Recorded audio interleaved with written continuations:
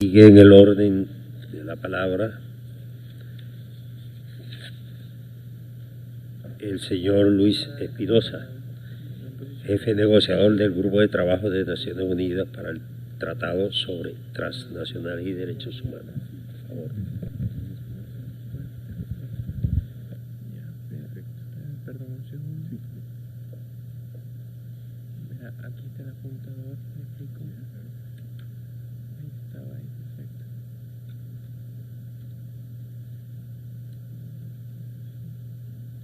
El apuntador.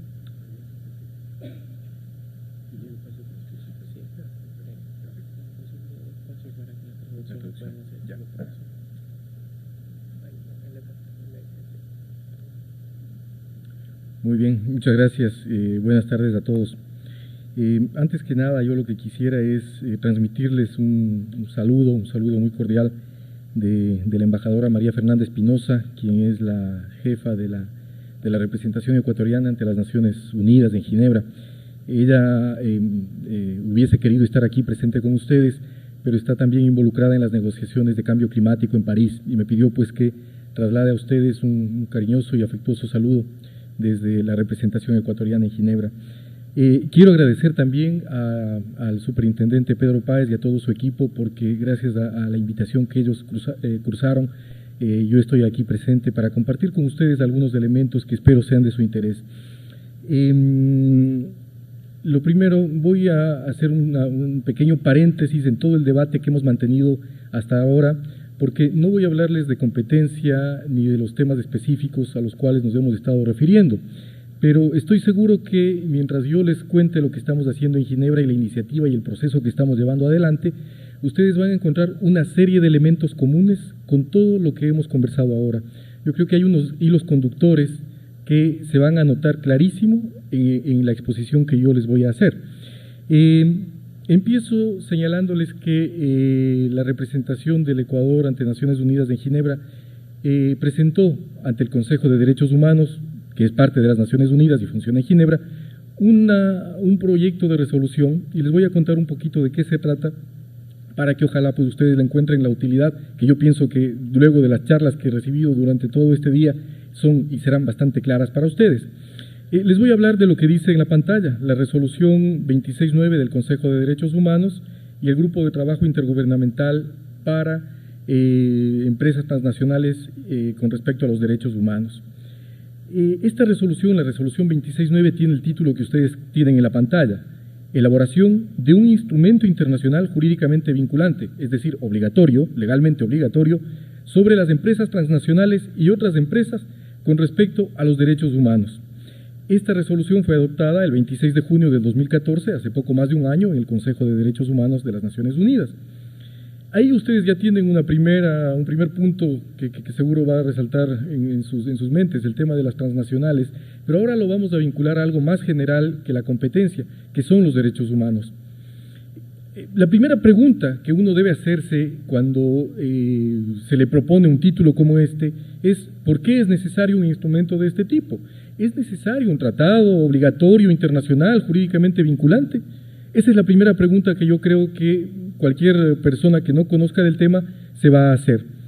Y aquí tienen ustedes en la pantalla algo que he tratado de graficar de la mejor manera. Tienen una balanza que está desbalanceada. La charla anterior ya les dio a ustedes unos números, y no solo esa charla, sino que en las publicaciones que ustedes recibieron ahora en ese paquete de documentos, constan cifras en las cuales se nota claramente que el poder de las empresas transnacionales es un poder que excede en mucho al poder que tienen varios países. ¿Y qué tienen ustedes? ¿Cuál es el resultado? Que en esta balanza las transnacionales tienen derechos, tienen protección jurídica, económica, política, versus responsabilidades casi nulas, porque casi no tienen responsabilidades. Y si es que vamos a las víctimas de violaciones de derechos cometidas por empresas transnacionales, pues ahí sí vamos a ver que la balanza está totalmente asimétrica. Este debate del que yo les voy a comentar con un poco más de detalle es un debate que no es nuevo. Esto ya surgió hace más de 40 años. Yo les voy a dar más adelante unas referencias históricas para que ustedes grafiquen qué es lo que pasó hace más de 40 años. Además, hay una cuestión que yo estoy viendo que se repite en en las discusiones que ustedes tienen. No hay normas o hay un vacío de normas obligatorias internacionales respecto a empresas transnacionales y derechos humanos. Y esto, miren, no lo digo yo, lo dice la literatura, lo dicen los expertos, los especialistas. Y finalmente, las reglas no vinculantes han demostrado ser de poca o nula efectividad para controlar los abusos de las empresas transnacionales. Yo creo que ahí hay que hacer un matiz. El superintendente Pedro Páez nos dijo en la mañana que ha llegado a algunos acuerdos, y miren que ahí es la voluntad del Estado la que ha conseguido que el sector privado, en ciertos casos, diga, está bien, voluntariamente me voy a someter a ciertos compromisos. Pero ese no es el caso, de todos los componentes del sector privado. Y no hablo solamente de Ecuador, hablo de todo el mundo. En la mañana me llamó la atención uno de los panelistas, inclusive dijo que algo así como el enemigo es el sector corporativo. Yo pensaría que, bueno, no hay que verlo como enemigo, hay que tratar de buscar algún tipo de sinergias como lo han hecho acá las autoridades de Ecuador. Yo pienso que de esa manera se pueden conseguir buenos resultados. Yo les hablé de algunos, ¿por qué es necesario tener este instrumento vinculante? Yo he ido escuchando varios ejemplos que se dieron en la mañana, especialmente en la exposición de la comunidad andina. Yo les traje acá otros ejemplos en los que las empresas transnacionales, gracias a ese poder fuerte que tienen, han irrumpido y han violado derechos humanos. Y acá están varios ejemplos de una cantidad, se han escrito libros sobre los casos de violaciones. Acá tengo unos cuantos nada más que solamente quería mencionarles. Miren, del año 1899 al 70, las transnacionales, la United Fruit Company, tuvo directa influencia en el derrocamiento de Jacobo Arbenz, presidente de Guatemala en el año 54. En el año 84, el 3 de diciembre, en Bhopal, en la India, la Union Carbide India Limited fue la responsable de una fuga de unas sustancias químicas peligrosas, y eso generó la muerte de 2.000 a 4.000 personas. Hasta ahora no se sabe el número, hasta ahora no se conoce el número, ¿sí?, en esta zona de la India, y hasta ahora las consecuencias se siguen presentando. Del año 76 al año 2001, el Programa de Desarrollo de las Naciones Unidas dice que se produjeron al menos 6.817 derrames de crudo en el delta del río Níger, en África, en Nigeria. De estos derrames, el 70% no se pudo recuperar. Responsables, Texaco y Shell. En el año 2003, el 21 de abril, y este seguro es un caso que ustedes todos lo escucharon en su momento, se produjo el desplome de un centro comercial en Rana Plaza, el centro comercial de Rana Plaza en Dhaka, la capital de Bangladesh.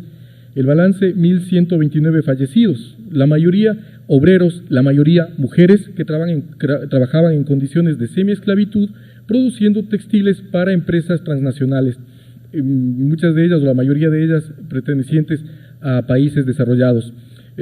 Acá yo siempre hago una pregunta también y digo, bueno, si alguno sabe o se aventura a decir cuál fue la indemnización que luego de una campaña mundial liderada por la OIT y otras organizaciones internacionales consiguió que las empresas se responsabilicen económicamente por los fallecidos. Y hago la pregunta si alguien sabe o si alguien aventura un número. Generalmente hay desconocimiento y les digo la respuesta, $600. $600 por persona fallecida en este desplome del centro comercial. Yo les decía que este es un asunto que viene desde hace 40 años, es un debate que no es nuevo. Y acá tengo las palabras del presidente de Chile, Salvador Allende, quien en una reunión de la UNCTAD, celebrada en Santiago de Chile en el año 72, ya dijo, las empresas multinacionales han pasado a ser una fuerza supranacional que amenaza con quedar totalmente fuera de control. ¿Por qué dijo esto? Porque unos meses antes se había descubierto que la ITT, empresa estadounidense, estaba en complot con la CIA para evitar que este presidente socialista, primer presidente socialista elegido en América Latina, se posesione. Ojo, la denuncia no la hicieron grupos de izquierda ni partidos políticos de izquierda, la denuncia aparece gracias al Washington Post y al New York Times, que publican artículos en Estados Unidos, y eso genera la atención del Congreso, del Senado de Estados Unidos, que organiza pues una comisión de encuesta y determina algo sorprendente, bueno, tal vez no tan sorprendente, determina que sí, que en efecto hubo ese complot entre la empresa privada ITT, que se encargaba de pinchar las comunicaciones, de interceptar las comunicaciones de las autoridades chilenas, con la CIA para evitar que Allende se posesione. Meses después, finalmente Allende sí sucumbió en una historia que todos conocemos. Pero eran años diferentes esos. Vean ustedes lo que la CEPAL, los países de América, en ese entonces solamente los países de América Latina, no todavía los del Caribe, emitieron en 2 resoluciones. En esas resoluciones, la una del 30 de marzo del año 73, los países de América Latina dice que ven con profunda preocupación las actividades que en la región realizan ciertas corporaciones transnacionales que como consecuencia del enorme poder económico que concentran pueden interferir, y en algunos casos así ha ocurrido, con los intereses nacionales. Más aún cuando dichas corporaciones a nivel global no dependen de ningún Estado y no están controladas por ninguna institución representativa del interés colectivo. Yo creo que esto, si yo no les digo la fecha, ustedes tranquilamente piensan que fue emitido el día de ayer, o tal vez hoy mismo. La diferencia es que las condiciones políticas han cambiado y yo creo que sería un poco complicado que los gobiernos de la región se unan a una declaración de este tipo, algo que sí lo hicieron en el año 73. ¿Cuál fue la respuesta internacional con varios intentos en estos 40 años, varios intentos que fallaron en su gran mayoría? La respuesta internacional en el ámbito de las Naciones Unidas fue emitir los que se conocen ahora como los principios rectores de las Naciones Unidas sobre las empresas y los derechos humanos. Esta historia, la historia de los principios rectores, es que este es un articulado no vinculante, es decir, no obligatorio, que fue un encargo que el entonces secretario de las Naciones Unidas, Kofi Annan, le dio al señor John Ruggie, un profesor universitario de Harvard, para que él vea la forma en que se pueda tener algún marco de referencia respecto de las empresas transnacionales y los derechos humanos. El señor Ruggie emitió este documento en el año 2008 y en el 2011 el mismo Consejo de Derechos Humanos, del que yo les hablé hace un momento, emitió la resolución 17.4, que fue adoptada el 16 de junio, mediante la cual estos principios son el referente, hasta el momento, no obligatorio, en cuanto a derechos humanos y empresas transnacionales. Una cuestión importante que ya van a ver ustedes por qué tiene que ser anotada es que esto no fue negociado. Esto fue el trabajo de un consultor, del señor Ruggie, que presentó a las Naciones Unidas estos elementos sin negociación de los Estados. Ojo, que ese es un tema clave. En el año 2011, cuando se aprueban estos principios rectores, Ecuador hace una declaración, que ahí la tengo anotada, en la que dice que reconoce el valor de los principios rectores, pero sin embargo no piensa que ese sea el fin del camino, que es necesario ir hacia un instrumento obligatorio, hacia un instrumento vinculante. En el año 2013, Ecuador consigue que 85 países se unan a una declaración en la que repite nuevamente que es necesario llegar a elaborar un instrumento legalmente vinculante en cuanto a derechos humanos y empresas transnacionales. Un año después, en el año 2014, se presenta la resolución 26.9 bajo el liderazgo de Ecuador y Sudáfrica. Aquí una cuestión, porque a veces los temas, los procedimientos del Consejo de Derechos Humanos no son conocidos. El Consejo de Derechos Humanos está compuesto por 47 miembros y las resoluciones se adoptan por consenso o por votación. El consenso en el marco de las Naciones Unidas no significa que todos estamos de acuerdo, significa simplemente que no hay una voz disidente. Eso es, que no hay una voz que públicamente diga yo me opongo. El momento en que haya esa voz que diga yo me opongo, entonces no hay consenso. El consenso significa, en pocas palabras, una medida, una posición que a todos les parece satisfactoria, es un mínimo común denominador, por llamarlo de alguna manera. La otra forma de conseguir que se adopte una resolución es por votación. A veces se critica a las resoluciones que han sido adoptadas por votación porque dice, miren, no cuentan con el apoyo mayoritario, pero ese es uno de los mecanismos democráticos con los que cuenta el Consejo para adoptar resoluciones. Y aquí tienen ustedes el resultado de la adopción, de la votación. De los 47 miembros del Consejo, aquí yo he resaltado los países de la región. Votaron a favor 20, entre ellos Cuba y Venezuela. Votaron en contra, fíjense ustedes quiénes: Alemania, Austria, Corea del Sur, Estados Unidos, Estonia, Macedonia, Francia, Irlanda. Todos ellos países desarrollados o países que apoyan a los desarrollados, como son el caso de Estonia, Macedonia. Y abstenciones. De los miembros del Consejo de Derechos Humanos de la región, se abstuvieron Argentina, Brasil, Chile, Costa Rica, México y Perú. ¿Por qué esas abstenciones? Esas abstenciones tienen una explicación. Y esto, pues, al haber hablado con el embajador y el equipo que negoció esta resolución, ellos lo que me dijeron es que hasta la noche anterior de la votación teníamos alrededor de 28 votos asegurados, 28 votos a favor, pero que en esa noche y en el momento previo a la votación, a varios países pues se les invitó a reflexionar sobre los efectos perniciosos que una resolución de este tipo podrían traer para sus inversiones, para su comercio y para su cooperación técnica. Esa invitación en términos diplomáticos fue una amenaza velada, especialmente de los países que votaron en contra, indicando pues que apoyar esta resolución podría conllevar a consecuencias negativas. ¿Qué dice esta resolución o cuál es el contenido de esta resolución? La primera cuestión que hay que tomar en cuenta es que crea un grupo de trabajo intergubernamental de composición abierta que cuenta con una presidencia relatoría. Este grupo tiene el apoyo de expertos en varias materias, expertos jurídicos, expertos económicos, inclusive gente de otras ramas que puede intervenir en este apoyo a este grupo de trabajo. La primera sesión ya tuvo lugar y fue en Ginebra del 6 al 10 de julio del 2015. La primera y la segunda sesiones, la segunda sesión va a ser en octubre del año venidero, son únicamente para tener deliberaciones sobre el alcance, el contenido, la naturaleza y la forma de este instrumento vinculante. La tercera sesión, que está prevista para el año 2017, todavía con una fecha por definir, es una reunión clave. ¿Por qué? Porque ahí se van a tratar elementos para un proyecto de instrumento que deben ser presentados por la presidencia del grupo de trabajo, sobre la base de lo que se discutió en las dos primeras sesiones.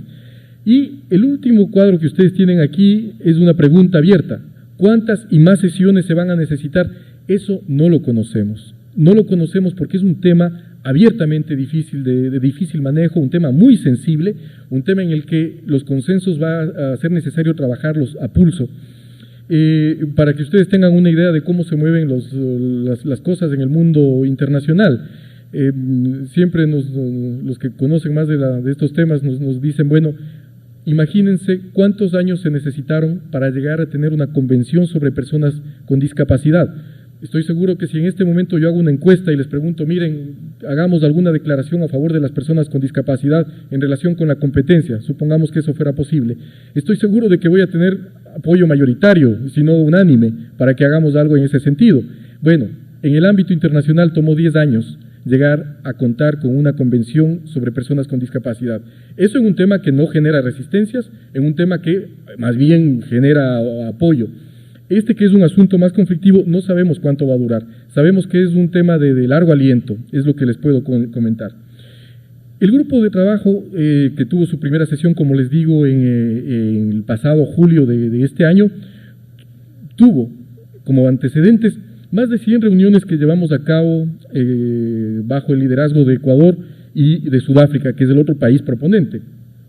Y consultas generadas con todos los sectores que ustedes puedan imaginar. ¿Sí? El trabajo que se llevó a cabo con Sudáfrica fue bastante fuerte, bastante positivo. Y el apoyo de la sociedad civil fue realmente impresionante. Hoy en la mañana el señor superintendente Pedro Páez resaltó mucho el papel que tiene o que juega o que puede jugar la sociedad civil en el debate de estos temas o en el debate de los temas específicos referentes a competencia y a integración regional. En el caso de esta iniciativa, la sociedad civil está organizada ahora en lo que se llama la Alianza para el Tratado.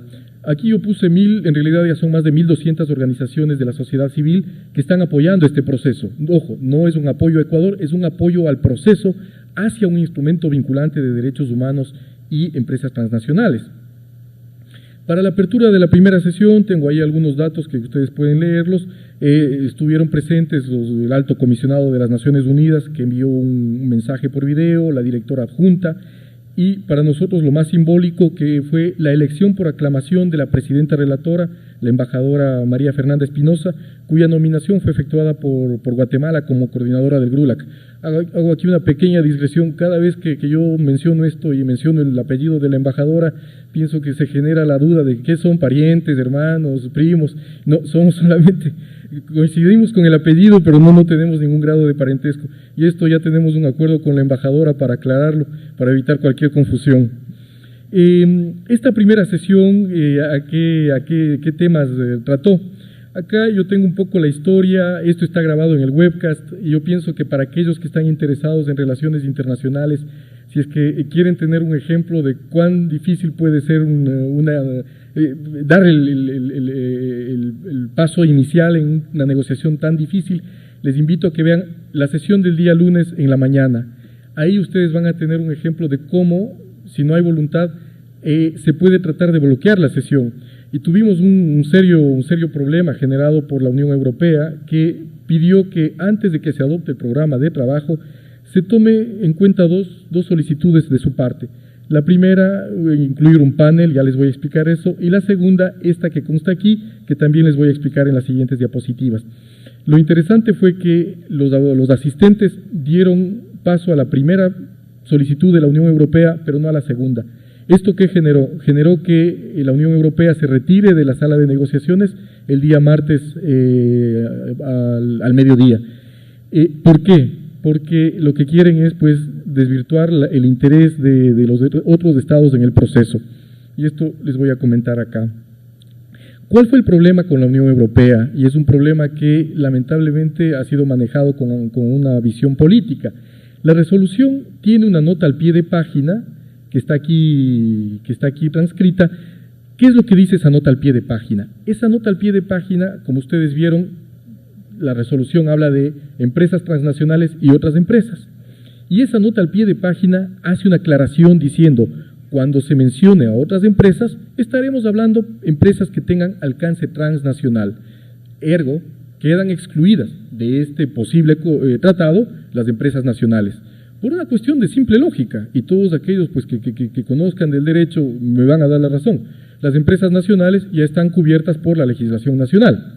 Sin embargo, la Unión Europea considera que no debe haber esa excepción y que todas las empresas, nacionales y transnacionales, deben estar cubiertas también por este instrumento que se está tratando de negociar. Ese es el asunto. Ahora, este es un tema que puede ser manejado jurídicamente. De hecho, los expertos que asesoran al grupo nos han dado varias soluciones para salir de este impasse, pero acá vemos que hay una voluntad política para impedir que esto siga adelante. ¿Y cuál es el escudo? Mientras conste la nota al pie de página, no nos sentamos a negociar. Si es que levantamos la nota al pie de página, otros que sí quieren que esté la nota al pie de página van a decir, mira, yo estaba negociando, ahora me retiro de la negociación. Entonces, hay este entrampamiento real en esta primera fase de todo este proceso. Vamos a ver cómo solucionamos, estamos en consultas, pero es algo que es interesante conocerlo porque es la situación hasta el momento. Un segundo tema que surgió en la primera sesión se tomó a esta iniciativa como una especie de destructora, de enemiga de los principios rectores de las Naciones Unidas, de estos que yo les mencioné hace un momento, que son no obligatorios, no vinculantes. Y se ha hecho entender poco a poco que no se trata de destruir nada, sino más bien de construir. Y que más bien con esa iniciativa que habla de los principios rectores, lo que existe es un gran punto de convergencia, regular a las empresas transnacionales. ¿Sí? Regularlas en el ámbito de los derechos humanos. Y se ha mencionado que son dos procesos que se refuerzan y complementan mutuamente. Y yo creo que los ejemplos puestos ahora en la mañana por el superintendente Páez nos dan totalmente la razón en esa visión que tenemos. Nos comentaba el superintendente que los salones donde estuvimos ahora en el almuerzo fueron concedidos por la empresa privada, porque empieza a involucrarse ya en este tipo de iniciativas, pero desde un punto de vista constructivo, y a nosotros nos parece que eso es válido y que vale la pena seguir. Otro tema que surgió en las discusiones de la primera sesión es el de la extraterritorialidad, que es algo que muchos de ustedes, quizás sin mencionar la palabra extraterritorialidad, han mencionado, han señalado. ¿Cómo hacer? ¿Qué pasa? Oía muchos que dijeron, no, se tomó tal decisión en Bolivia, pero ¿qué pasa si ese caso se presenta en Perú, o se presenta en Costa Rica, o se presenta en algún otro país de la región? Y ahí estamos entrando en otro de los aspectos que se está buscando regular con este instrumento vinculante, la extraterritorialidad. La idea es que si hay una transnacional en un país huésped, en un país del que procede esa transnacional, y ahí esa empresa transnacional tiene un cumplimiento a rajatabla de los derechos humanos, de todas las normas de competencia, pues que haga lo mismo cuando sale de las fronteras. Sería lo mínimo que esperamos, ¿sí? Porque esas empresas que son ejemplos en sus países cruzan la frontera y se olvidan de todo, se olvidan absolutamente de todo. Esto que puede parecer de difícil cumplimiento es algo que tampoco es nuevo. Y vean ustedes que en estos mismos instantes Francia está debatiendo la posibilidad de llevar ante la justicia, bajo sus leyes, a empresas y empresarios franceses que cometan actos ilícitos o violaciones de derechos humanos en otros países del mundo. El Reino Unido tiene ciertas normas de su legislación interna que van en esa misma línea. Suiza está hablando en este momento de una iniciativa popular que tiene que ver justamente con la posibilidad de que haya justicia en Suiza para casos de violaciones de derechos humanos cometidos por empresas suizas en el exterior. Holanda también tiene algo al respecto. La Unión Africana está mucho más adelantada en este sentido porque acaban de aprobar un protocolo, el protocolo de Malabo, mediante el cual le otorgan a la Corte Africana de Justicia y Derechos Humanos la potestad de juzgar a empresas transnacionales, tanto como personas jurídicas, cuanto a los responsables de las empresas transnacionales. El Parlamento Europeo, que ojo, no es la Unión Europea, es parte de este sistema de poderes de la Unión Europea, también compagina con esta idea, fíjense ustedes, pese a que la Unión Europea, que es dirigida por la Comisión Europea, ha demostrado su total rechazo a esta iniciativa. Entre otros temas de interés, quiero resaltar la posibilidad de, una pregunta que dicen, bueno, si es que llegáramos a tener este instrumento, ¿cómo lo implementamos? ¿Qué aplicamos? ¿Cómo hacemos que esto se cumpla? Y ahí, hasta el momento hay varias opciones, ¿no? La una es la creación de una nueva institución judicial internacional. La otra es el uso de instituciones que ya existen, la Corte Internacional de Justicia, la Corte Penal Internacional, cortes regionales, y otra es el reforzamiento de la cooperación judicial, que de alguna manera yo le veo con cierta similitud a lo que ustedes están hablando ahora, ¿no? De que hay este reforzamiento de la cooperación. Ahí me parece que es totalmente válida y ojalá pues que todos apoyen esta iniciativa generada desde Ecuador en cuanto a la creación de un grupo sobre competencia en el marco de la CELAC, porque yo creo que de ahí ya podría surgir algo más ambicioso hacia el futuro. A mí personalmente me parece que es una iniciativa que ojalá cuente con el respaldo del resto de países de la región.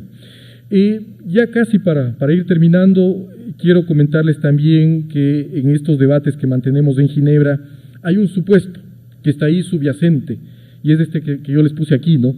La idea es que un instrumento internacional de este tipo va a afectar el atractivo de un país que sea miembro de esta iniciativa para recibir inversiones extranjeras. Yo acá tengo datos que no son datos de ningún país, son los datos del Banco Mundial en un estudio en el 2011 en que desvirtúa totalmente esa situación y dice, miren, a las empresas, a los empresarios, lo que les interesa en el fondo son las ganancias, les interesa el tamaño y el crecimiento de los mercados potenciales. Fíjense que ni siquiera menciona la seguridad jurídica y tiene varias razones para hacerlo. Tiene varias razones. ¿Por qué? Porque la ganancia a la final no tiene mucho que ver con la seguridad jurídica. Ese es un tema de debate, en discusión, no voy a profundizar.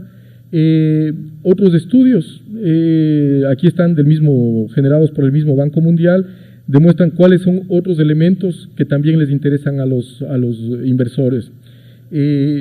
No creo que les quite el sueño el hecho de que contemos internacionalmente con un instrumento de este tipo a los empresarios. Y eso lo dice nuevamente una fuente que no es una fuente oficial, ecuatoriana o de alguno de los países que apoyamos esta iniciativa, lo dice la unidad de inteligencia de la revista The Economist, que hizo una encuesta entre 853 altos ejecutivos de empresas, una encuesta reciente en noviembre y diciembre de 2014, y esa encuesta ¿qué reveló?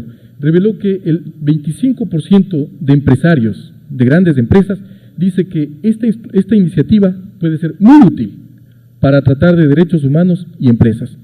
Un 32% dice que puede ser un tanto útil. Si sumamos los dos, tenemos a un 57% que le da méritos a esta posibilidad, ¿sí?